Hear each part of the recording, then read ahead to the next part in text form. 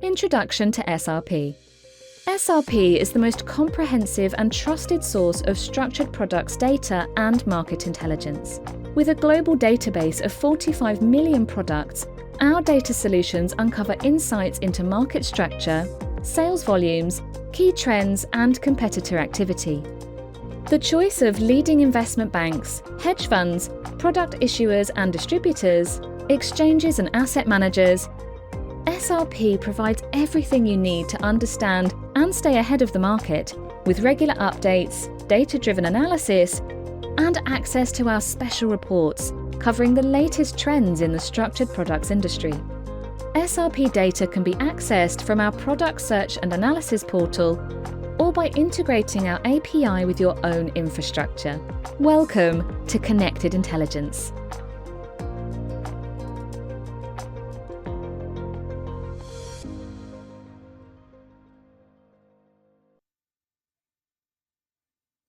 Hi, everyone. My name is Summer Wang. I'm the Americas reporter for SRP, covering structured products based in London. First of all, on behalf of SRP, I would like to thank you all to this webinar. We will be discussing index innovation in the U.S. annuity space. What's next for 2026? Here are just some housekeeping notes. This webinar is being recorded and a copy of the slides will be made available afterwards. We will save 5 to 10 minutes for the Q&A session at the end. You're encouraged to type in any question you have at the chat box throughout the webinar.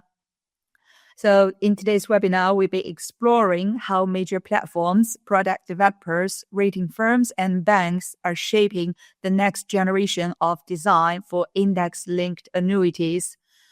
From factor and risk-controlled indices to customer benchmarks and structured products innovation. Today, I'm joined by 4 specialists in index annuity with diverse background. We have Laurence Black with the Index Standard, Jay Charles with Luma Technologies, Paul St. Pierre with Annexus, and Ryan Cullen with Morgan Stanley. So I'll let each of them quickly introduce themselves. Laurence? Thank you, Summer. I am Laurence Black, founder of the Index Standard, and prior to that, I spent most of my career developing and designing indices. Jay? Hi, my name's Jay Charles. I lead the annuity life insurance business here at Luma Financial Technologies, and prior to that, I came from an insurance carrier. Paul? Hi, everyone. Good morning. Good afternoon. Thank you, Summer. It's great to be with you all. My name is Paul St. Pierre. I work for Annexus. We're a product development company and, kind of have an interesting seat in this annuity space in that we partner with index sponsors, investment banks, as well as insurance companies to design fixed index annuities as well as registered index annuities. And we have Ryan. Yeah, thanks, Summer. So Ryan Cullen, sit at Morgan Stanley within the institutional equities division, focused on life and annuity space. Spent the last 15 years of my career on the sell side, always involved in QIS. So first as a trader and then later as a salesperson. So thanks for having me here. Thank you, everyone. So before we officially get started, let me quickly provide a snapshot about, how big is this market, why we're talking about it. So earlier this month at SRP, we reported that, according to a survey conducted by LINRA, in the U.S., fixed index annuity sales increased 1% to $128 billion in 2025 year on year. And despite a strong, Q4, the fourth quarter when the sales rose 8% to $34 billion. So at the same time, registered index-linked annuity RILA sales set new quarterly and annual sales record. So in the fourth quarter, RILA sales reached $22 billion, 24% higher than the prior year.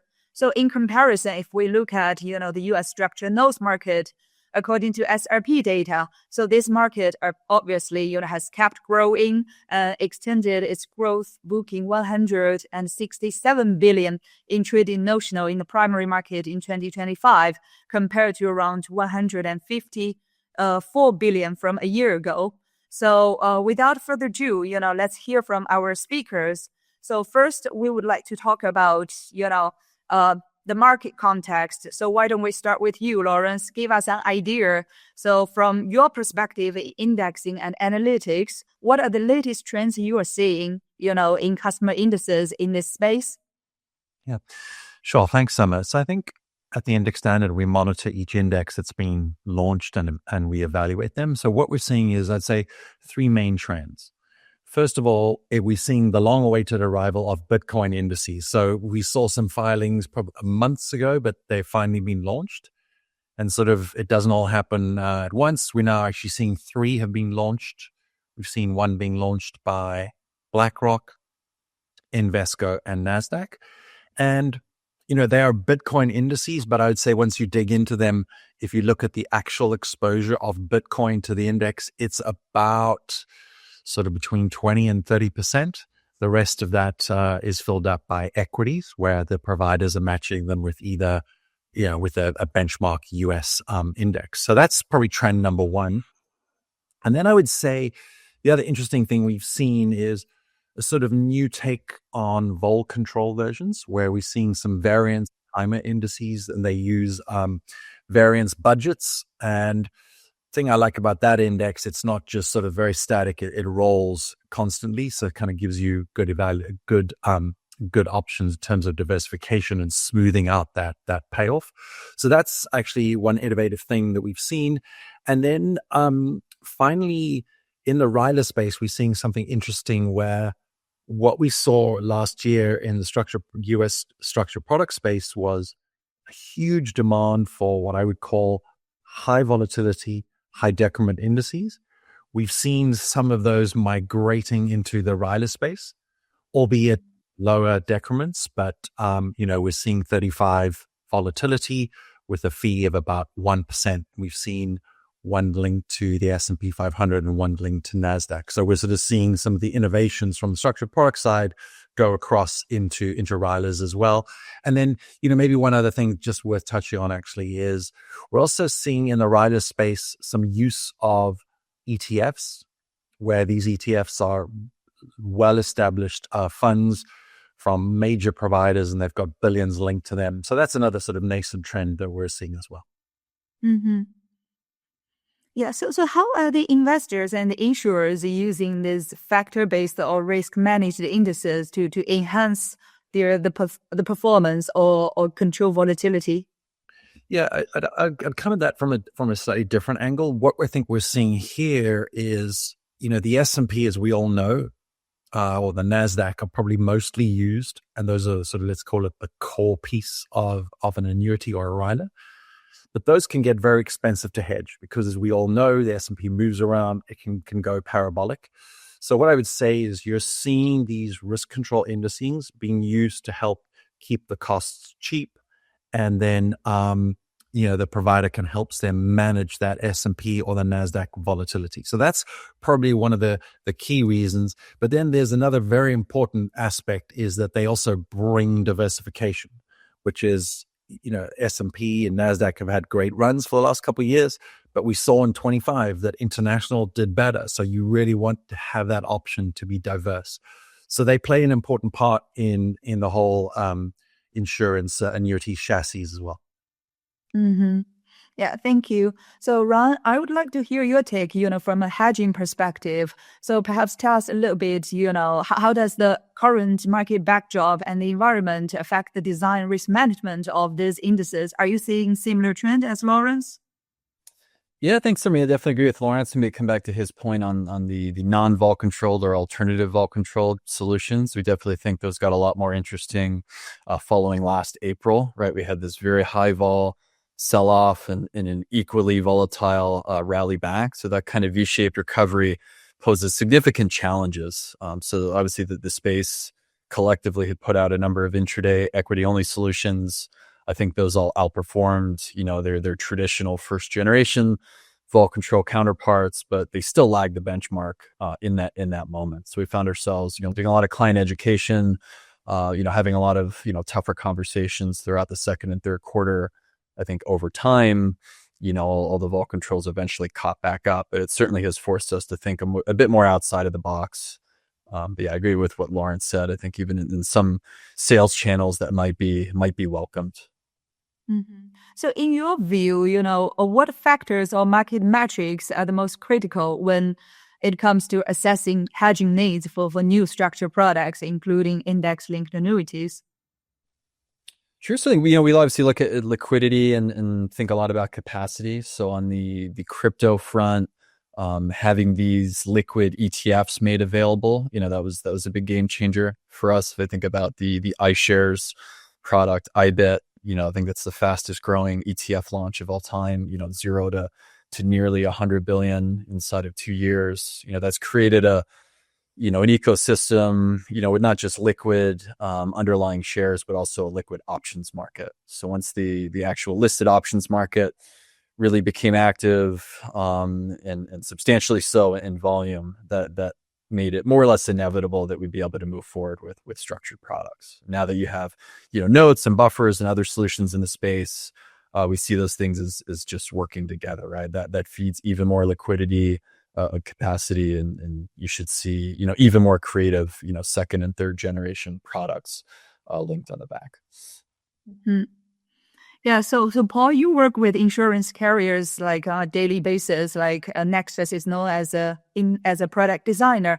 So perhaps you could tell us a bit, how are these carriers responding to investor appetite in this segment, and are there any lessons from previous launches, to help us approach this kind of products working into 2026?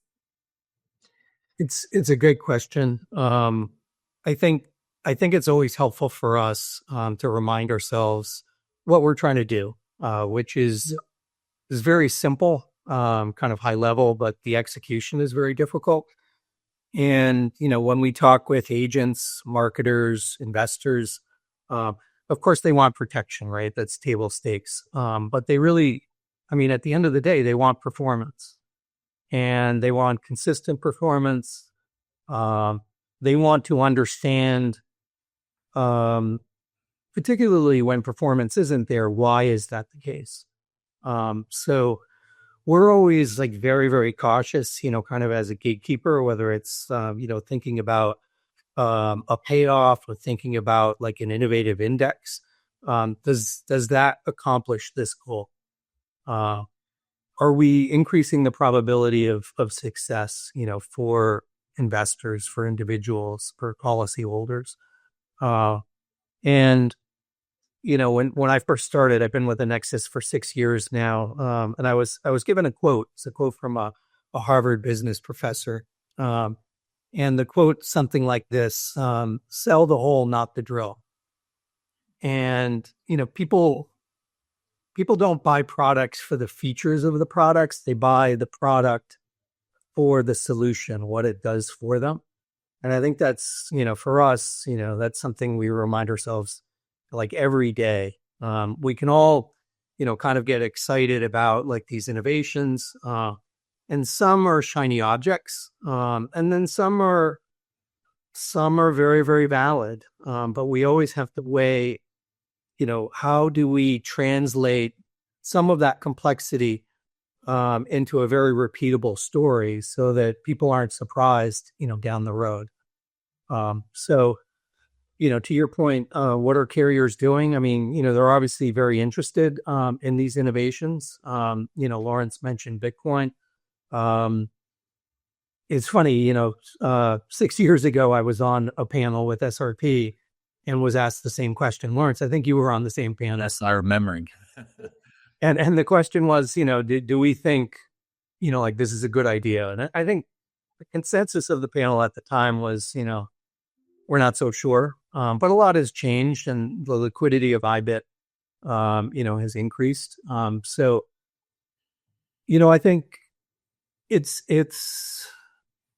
a legitimate asset, to be put in a product or an index, but diversification is like so key, and the industry has, made mistakes in the past in terms of launches, either mismarketing certain indices or structures. And unfortunately, agents and advisors, have allocated 100% to that. And that's a mistake. So I know we're going to talk today about, some of the digital solutions, some things that I think the industry has done like a great job, helping agents and advisors create more diversification and more clarity. But yeah, look, it's, the demographics and the growth, that you highlighted. I don't see that changing. And I think, some of these innovations are very, very meaningful, specifically the risk control methodology. That's one I would highlight that's very, very significant. Yeah, crypto assets is definitely an interesting area, like from the US structured notes market, we saw IBIT, and then you got Ethereum ETF, and things are happening in annuity as well. Yeah, but before we expand on that, I would like to, turn it over to Jay.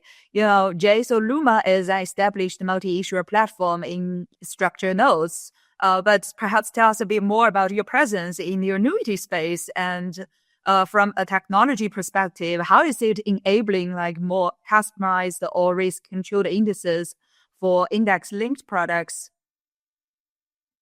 Yeah, thank you, Summer. And so beyond just structured notes, my passion here at Luma is annuities and life insurance. We've been in this market for a little over 5 years at this point.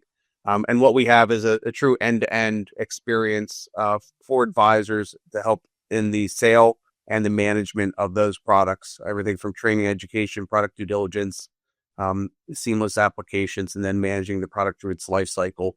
So we've seen through 80 to 100 different distribution firms, tens of thousands of advisors using the platform every year. We have a pretty good perspective on how technology is impacting this space. It really comes down to 3 key areas that I would highlight. The first is around education. I know we talk a lot about education. We talk about marketing collateral and things like that, prospectuses. And this is really going beyond that. I think when you speak with advisors, these are complex indices, and you need an advisor to be able to take the concepts of this indice and explain it to their client, who is not a financial expert. Sometimes it's an engineer or a dentist, so they may dive in details a bit more. But these are truly individuals that are not deep financial experts. They need a simplified story. Even if it is a complex product, you need to be able to explain it in a way that they can understand. So I see that's one way that technology has greatly helped simplify the story, but also bring all that material into the point of sale. So what I mean by that is platforms like Luma, we integrate not just kind of the marketing collateral that an index provider creates, but things like the index standard, where they're simple reports right on platform that an advisor can pull up, understand the index in a simplified way, and understand how to use that index in a way that can benefit their end client. That, coupled with videos that help break down these products into more simplified ways, really helps bring the education to life. And I think makes it in such a way that an advisor can then present it in an effective, accurate way to their client. The second key area that I would highlight around how technology is helping is through the analysis of these indices. I always say it takes 2 to tango. It's probably 3 or 4 at this point. But beyond just the index, you have the product that you wrap around the index. You have that crediting strategy that you match up with the index. It's all those components and the riders that you have that may be in the product as well. It's all those components together that help drive to the outcome that the client's looking to solve for. So just explaining the index kind of falls a little bit short. You need technology to bring all these different components together, model how they might be able to impact the end client, and display it in such a way and visualize in such a way that the advisor can then take that information and convey the benefits of the total package to the end client. And then the third one that I would highlight, beyond just selling the product to the end client, is tracking the performance of that product over time. So is the index that they've selected going to help, is it meeting the needs of the client? Is the product overall meeting the needs of the client? These are things that are really quite important as that go beyond just the sale. And then there's always action that needs to happen within the life cycle of a product, reallocating to new crediting strategies and indices, evaluating, are those going to be the right choice? So those types of things are also kind of what technology can help manage the product through its through the life of it with that end investor. Mm-hmm. Thanks, Jay. Laurence, do you want to add anything on that? In the index standard. So how are you doing? How are you guys using these analytics and data tools or digital tools to better improve index design? And what performance metrics are the most useful? Yeah, that's, I think I was just reflecting on what Jay said. I think it was a really interesting point that it's really the whole package, and then it's the ongoing monitoring and allocation. And what we've done at the index standard is come up with a metric that we think is the appropriate way to look at these indices, because you can't just really look at the returns. You need to combine the returns with the option. So what we do is we look at the payoff of an index divided by the option price. And we do that on a rolling basis. And then you can really see how much you're getting. And then if you actually add 3 or 4 indices, you can see how they're all combining together, because you really want indices that are crediting at different times to give you a good overall experience and grow the overall account value. So we've developed this new tool, and we're seeing, that's been really interesting. We think it's the right way to look at these indices. And we're seeing a pretty good response when we show people that. Mm-hmm. Yeah. So Ryan, at Morgan Stanley, so from the investment banking perspective, so how do these digital tools and simulation platforms play a role when it comes to hedging for those the products that are generally viewed complex? And also, are you guys, using like AI, for example? Yeah, thanks. I would think, again, as the industry really scales, we've added quite a few indices. Think about all the third-party indices that our carrier partners are now asking us to quote or make markets on. So in order to onboard all those underlying products, clearly requires a big investment, in your people and in your technology to make that happen with a team that's stayed relatively the same size. So clearly, making use of some of these newer tools has been important, especially if you think about my counterparts in trading. So I'd say they're definitely looking at some of the AI coding tools, that you referenced. Those have been helpful in just coming up with, bespoke risk analysis or looking at, say, a payoff feature or an index feature, taking that back over many, many different time horizons or historical, economic environments. Really gives us a good handle on what we think the hedging impact or hedging cost might look like. And again, doing that with relatively few people requires that kind of productivity. Paul, do you have a thought on this? I do. Just a little disclaimer: I'm not a paid spokesperson for the index standard, but I do want to talk about some of the innovation that Laurence and his company has brought to the industry, because I really do think it's significant. So I think everyone understands, in annuities, there's an illustration which focuses on the last 10 years of index performance.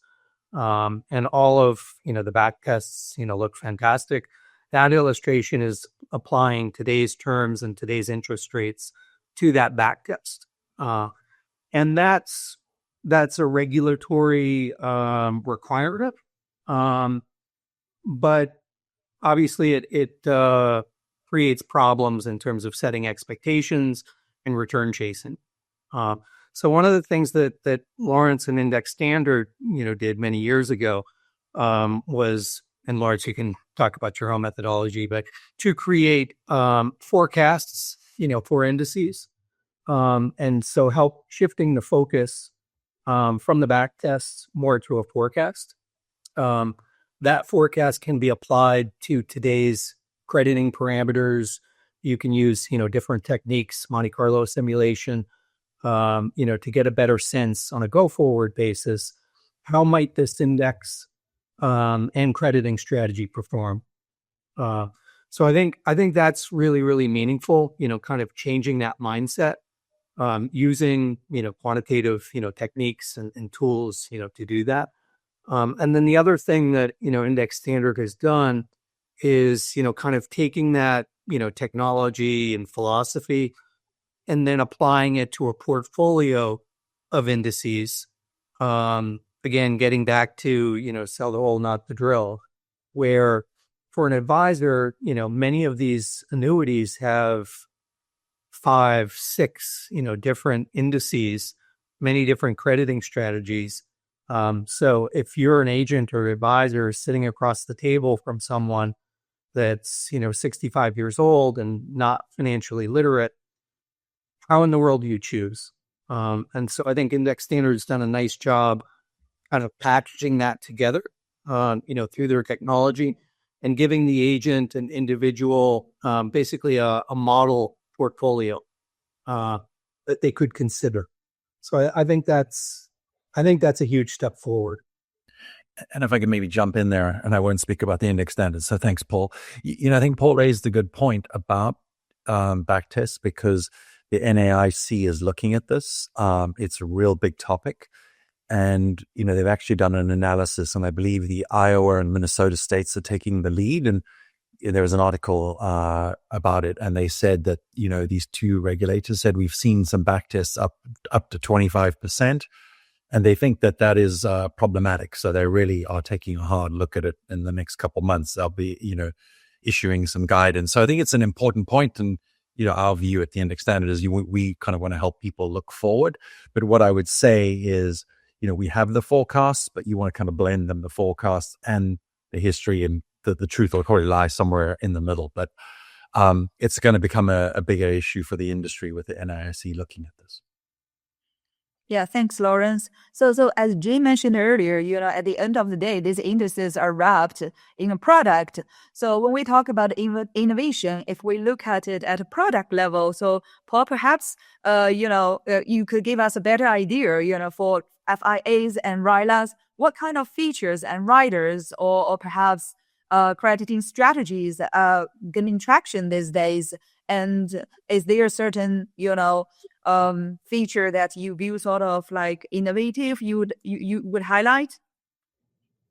Yeah, so let's kind of divide annuities into the two categories. So I'll talk first about FIA.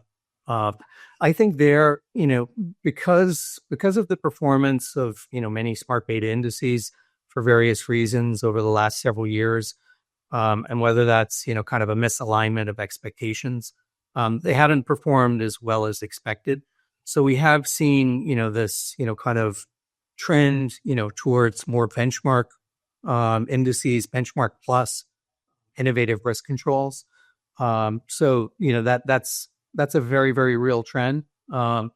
We've also seen in terms of index innovation, indices being created using alternative data sources. So whether it's sentiment data or some machine learning techniques, and I think we're interested in that. I think carriers should be interested in that as a complement to their existing portfolio. And so a lot of these indices, have been designed, using kind of proven academic factors. A lot of those factors, haven't necessarily performed, like as well as history might suggest.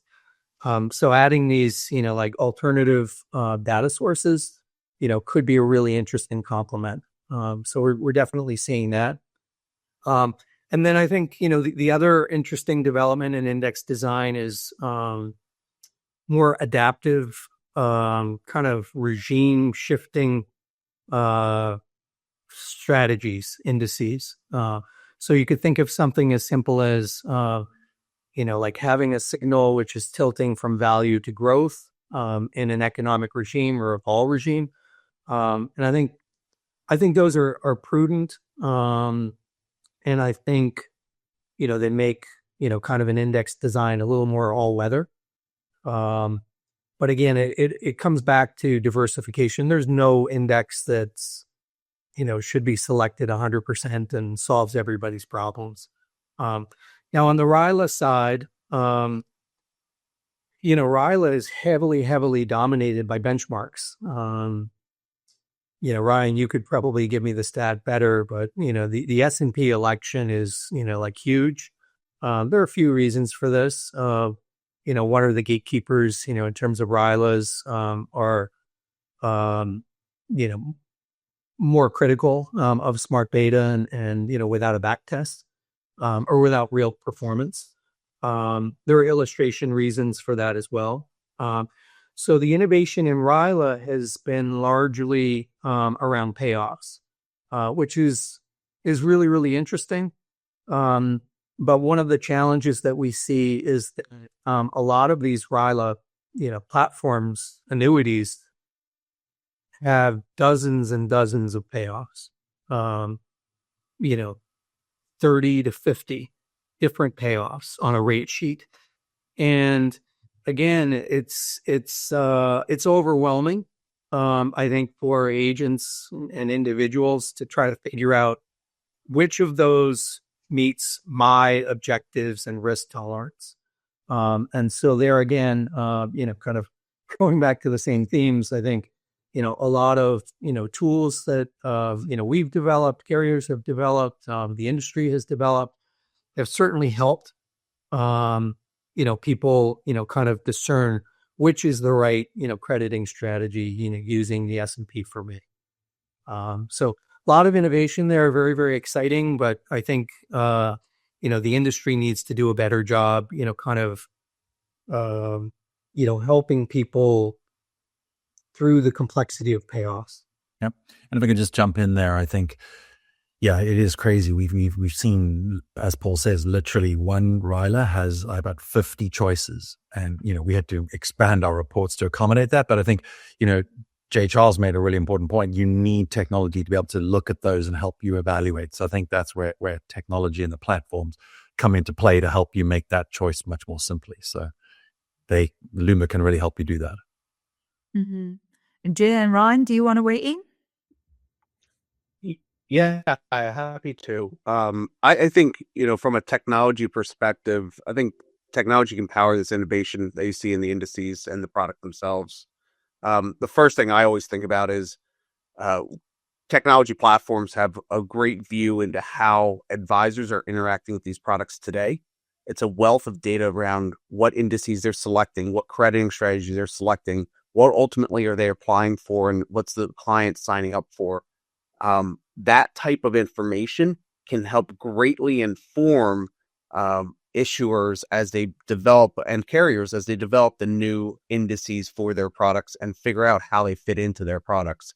So I think that's one way that technology can help kind of give a little bit of a perspective to firms, so they're not necessarily building these things in a silo by themselves. I think the second thing I'd say is once there's a construct that's been created, being able to test new indices in a safe technology environment against other products, or how it might fit within an existing product in market, and being able to model that performance against maybe that product's competition. That's another way that I've seen indice providers really bring technology to life and use platforms like Luma to be able to help in that decision making. And then I think the third thing is, because of technology, because of APIs that have been built, other ways to connect into the advisor experience, we're seeing this innovation get to market much more quickly. So you can build an indice and get it into a product, into the hands of an advisor much more quickly than you used to be able to. And I think that's one way that technology has helped kind of accelerate and bring more options to bear for advisors to use with their end clients. Ryan? Yeah, thanks. I'm going to jump in and maybe come back to what Paul said about, RILA being so, built around the passive benchmarks, primarily the S&P 500. Some of why that is because it has continued to work, right? I think we've been in this golden age for passive indices, where for the longest time rates were low, dispersion was relatively low, just, buying, getting long benchmark exposure at an efficient price, tended to do very well. Some of the active products were underperforming. We definitely feel strongly that to the extent the future looks different than the past, that there might be a better way to do it. And we think that active management, some of the major asset managers, whether that's mutual funds or active ETFs, We think that's a really compelling way forward. We think index innovation. We don't necessarily want to constrain ourselves to indices. We think that, indexing some of these other products synthetically, to these popular funds with long track records. Something that we've been excited about. Obviously, Paul, I think led one, visible transaction, that's done really well.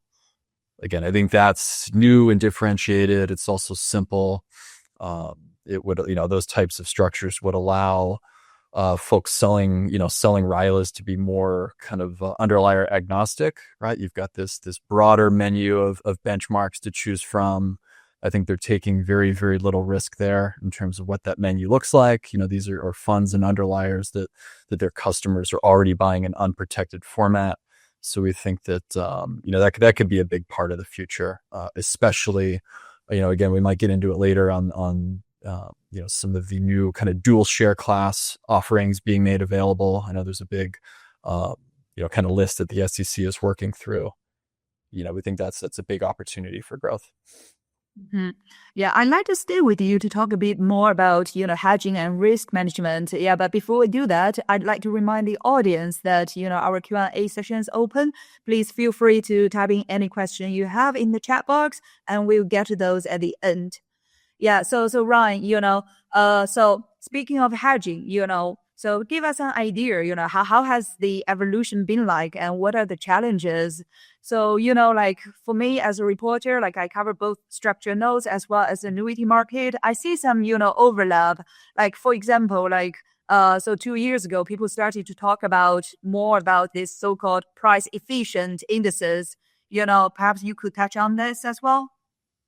Yeah, of course. I think with, obviously we've been in a higher interest rate environment, today versus 5 or 10 years ago. Some of that has driven interest in maybe income themed solutions. Another big part of that has been, these kind of rate to term structures where carriers are able to guarantee renewal rates through the full surrender period. That trend, has been very active the last couple years. So with that, this idea of price efficiency really has tied index design a lot more closely to payoff design. So we think hard about, what features might we want to control for in a new index. And again, and some of those hedging commitments that we made to our carrier partners, they typically would have been 3 to 5 years. We're now often asked for 10 years or in other cases, much longer. So again, vol control, very effective at limiting your volatility or your gap risk. We think, obviously financing has fluctuated quite a bit, especially during, quarter end or year end or other periods where the market is continually logging all-time highs. You get all these long balances. Our financing costs tend to get walked out wider and wider. So the extent that we can start to embed some of those costs into indices in as most transparent way possible, we think that actually is a good value proposition. So again, having some kind of market link, transparent source, which again, with the advent of better data, better market observability, we think that that's been helpful in terms of actually having indices respond to fair market prices. Mm-hmm. So in plain language, how would you explain what is a price efficient index and how is it playing a role in the annuity segment? Yeah, sure. When I think of price efficiency, I think, it either means better or more stable, right? Better just might mean, using an excess return index to, lower the forward that goes into the price of a call option. But again, more importantly, I think it's the stability. If you're going to hold a par rate or a cap rate steady for many, many years into the future, you need to think hard about how that index is designed. So that's really more of, I think, the problems for clients that we're looking into solving have to do with that stability front. How do we guarantee a 10-year par rate or a 10-year cap rate? Yeah, and you alluded to, this rate environment. So, are you seeing a shift of demand? What kind of products are gaining tractions? Yeah, again, I think the rates being high, and then with the fear that they may move lower in the near future, that has customers wanting to lock their economics for, say, multiple years into the future. So that's definitely feeding into this kind of rate to term piece. We also just see maybe different crediting strategies being more or less in focus. I think when we were in a low rate world, clique structures, were more popular, trying to engineer, accumulation potential out of a very, very small budget. As option budgets move higher, clearly we've seen more interest in trigger rates, right? Things that kind of look and feel like income. We see more interest in protecting to some non-zero floor, right? I think, 0% floor when rates are zero makes a lot of sense, where all of a sudden when you can get a 4 to 5% guaranteed fixed rate, generally find that mark is moving higher. So looking at, creative crediting strategies, which can both help stabilize renewal rates, but also maybe guarantee let's say boost the probability of a positive return, not just a non-zero. Thank you. Laurence, do you want to add on this, from hedging and risk management viewpoint? I maybe add on 2 points because I think Ryan covered it really well there. I would say just from making sure that the end consumer gets good value, one thing I think one needs to look at is what's the target volatility to make sure that their realized volatility is pretty close, because if it's lower, then that's not good value for the end consumer. So that's one point. And then I think what Ryan mentioned really around sort of using some creative crediting strategies. And what we've seen, what happened in 2025 was a lot of the excess return indices, they had a very large fee being drained from them.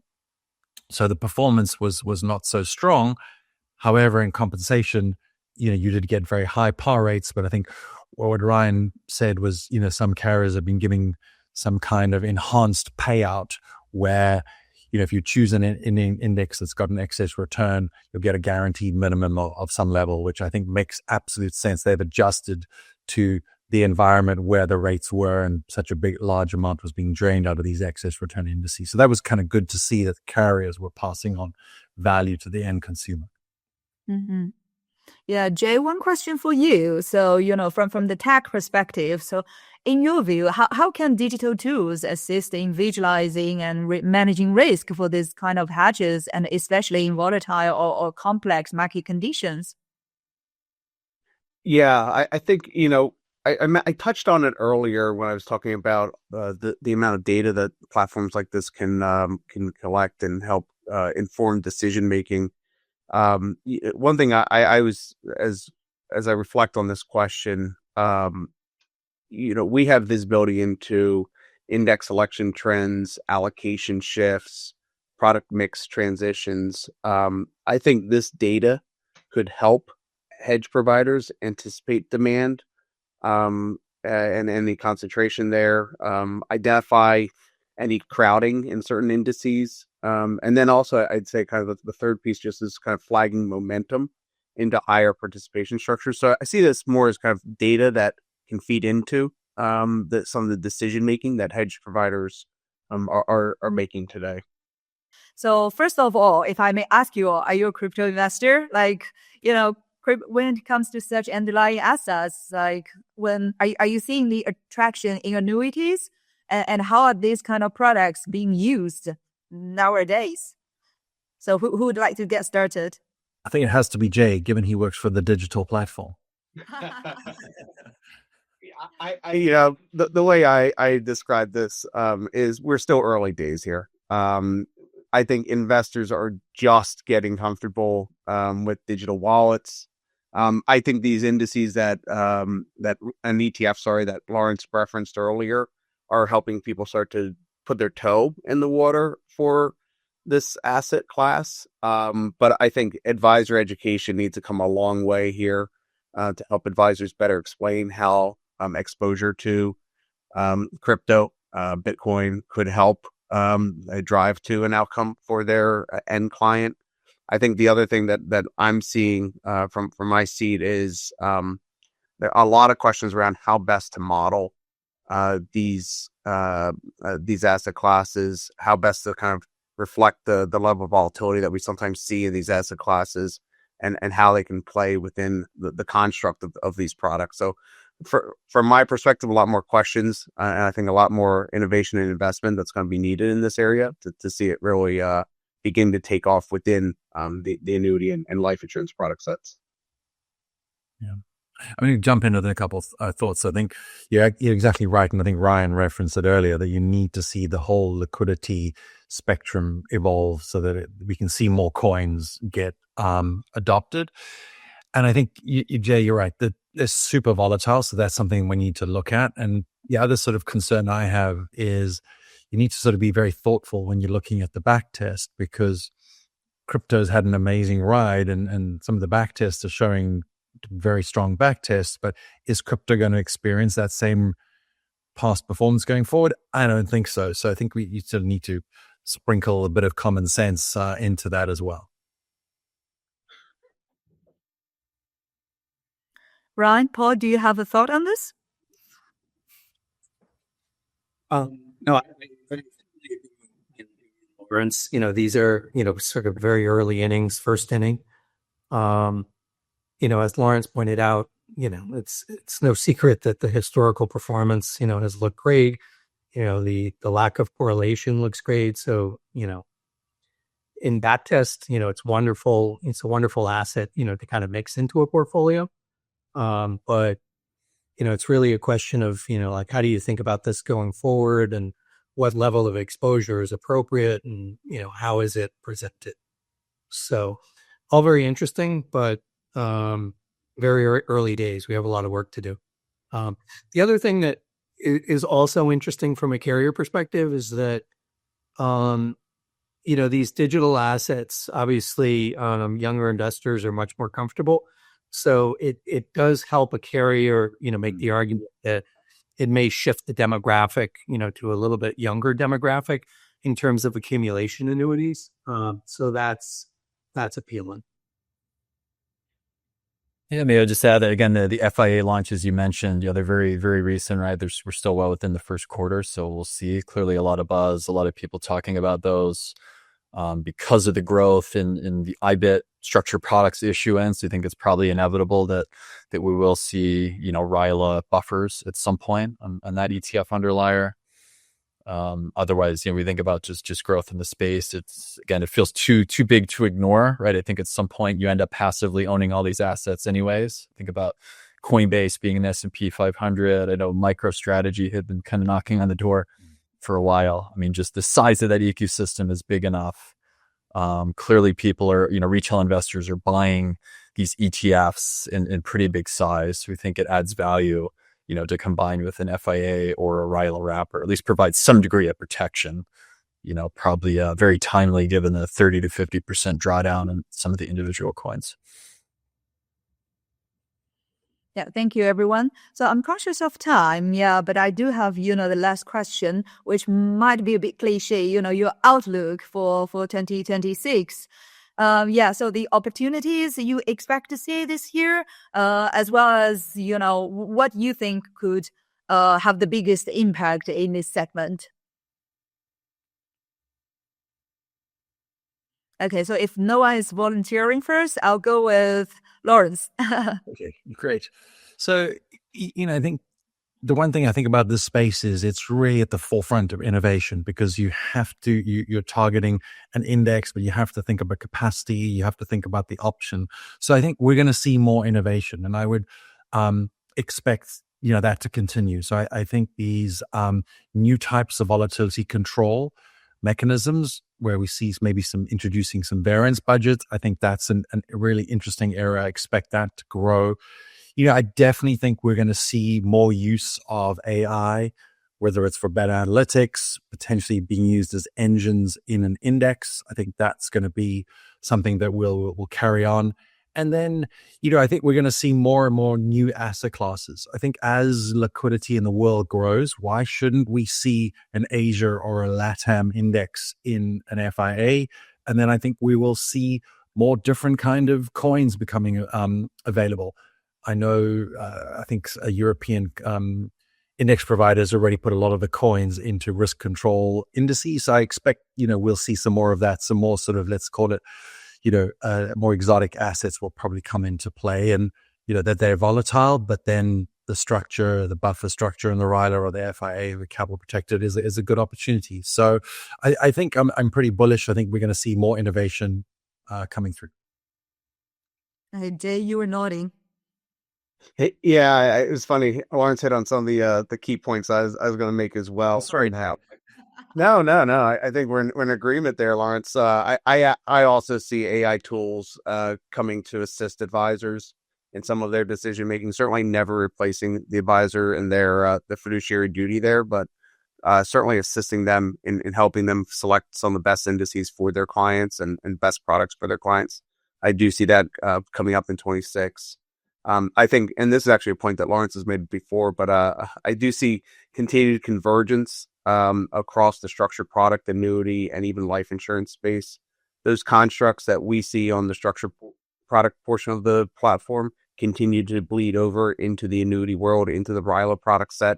I think we're going to continue to see that as a driver of some of the innovation for annuities. And then I'd say the third one that I would just highlight is, and I touched on this a little bit in some of my other comments, I think there's going to be more data-driven product design and index design. I think we're going to see the experience that and the data that we're getting out of the technology, out of platforms, help inform index and product design in a much larger way than we have in the past. Yeah, I'll jump in. I think forward looking, things that excite us. Think again, having more, dual share classes available. These funds that have been really well known for 50 years in some cases, just having additional liquid building blocks, to help design products around. I think that could be really exciting. Help break that fixation on the two passive benchmarks. And then, second, I'll just end with, 24/7 trading, right? So an idea that maybe started in the crypto space. I think NASDAQ was out asking the SEC towards the end of last year for approval to do 23/5, so 23 hours a day, 5 days a week. New York Stock Exchange is also working on a tokenized platform that will allow for true 24/7. So to the extent that we have, price discovery and more liquid price fixings outside of major market hours, I think clearly that opens up the creativity for structurers, index design firms, marketers to create new and exciting products. And I'll wrap up, just real quick. I'm really, really bullish, in this space, on this space. But again, I think any innovation has to be focused on performance, increasing the probability of success of interest credits. I think it has to be focused around more clarity in terms of, what the index is doing combined with, the payoff. And just, clarity, helping people and reducing complexity. And part of that is like our job to take the complex and distill it down. But it really has to be, innovation has to be focused on those three, fundamental goals. Thank you, Paul. Yeah, so we're running out of time. Yeah, we have 2 questions here. So perhaps each of you could just get to, the one that's most interesting to you. So one is, with the proliferation of custom and risk-controlled indices, so are we heading towards commoditization, or is this some true differentiation that's still achievable in 2026? And the second one is about from the advisor's perspective. So as index designs become more complex, how are distributors and advisors adapting? Is there a risk that innovation outpaces advisor understanding? Yeah, so perhaps we could start with Ryan this time. Yeah, sure. Maybe I'll just comment on the first one again, commoditization versus true innovation. That really is a wave, right? I think as the space moves forward and evolves, you'll have some breakout solution or a new way of doing things that then quickly becomes the new standard. And then you see, various flavors of that idea, make their way into the market. And then again, it can feel like commoditization for some period of time until we move on and find the next thing. So we really view that as a continuous wave between those two things. Again, we're very excited about some of the projects that we have in motion, that the things we're building for next year and the year after will just look fundamentally different than where we've been in the past. Mm-hmm. Jay? Yeah, I think maybe to touch on the second question around just index designs becoming more complex. I think what I'm seeing is distributors as well as advisors continue to lean into solutions that are going to drive better outcomes for their clients. So I think they're always open to utilizing a new innovative product if it's something they can easily understand and easily bring to their client and explain. And most importantly, drive to a better outcome than what the other product could do. And I think that's where kind of technology can help put the two next to each other, help bring out those different, and help bring that innovation to the forefront of how it can impact a better client outcome. Yeah. Paul, what do you think? I think, in terms of index proliferation, there are obviously, there are probably 200 indices, in this space right now, right? And I think that's okay as long as they're properly, marketed and properly combined. It's fine having a value index or an index that's, based on momentum or growth or sentiment. Those are all appropriate, as long as they're well designed and, maybe there's an economic rationale, to each of those. But how you combine them, I think is the real art. So that's very, very important. I do, this is my personal opinion. I'd like to see things, simplify a bit in terms of index design. And again, it comes back to the expectations. If there's an index that, purports to do everything and is constantly rotating, into different factors or different exposures, different strategies, that's very hard to explain when the performance doesn't meet expectations. And, I think a lot of, carriers and agents and sponsors lose credibility in those times. So having something that's a little more pure doesn't mean it still can't be complicated, but, this is, my value strategy with, some very specific proprietary signals. That's a lot easier to combine with other indices. And to Ryan's point, this trend towards ETFs, there are other benefits to those ETFs in terms of their track record, in terms of the brand recognition of some of these, mutual fund complexes. But it's kind of pure. What you're getting in, kind of that equity exposure. And then you can wrap that equity exposure in any number of payoffs. Laurence? I'll just sort of finish off because Jay, this time he stole all the points I was going to say. So I think just with the second question, thinking about sort of complexity, I really think you have to be able to explain an index very simply in three kind of bullet points. But at the same time, I think a lot of the people in the ecosystem need to take a sort of fiduciary mindset and really dig into them and try and understand them and then use some common sense to see if that they're suitable. That's really becoming very critical these days as well. Mm-hmm. Yeah, thank you, everyone. So that seems like a great place to finish. I would like to thank again for everyone's participation and hope to see you next time. So enjoy the rest of your week. Thank you. Thank you. Bye-bye, everyone. Bye.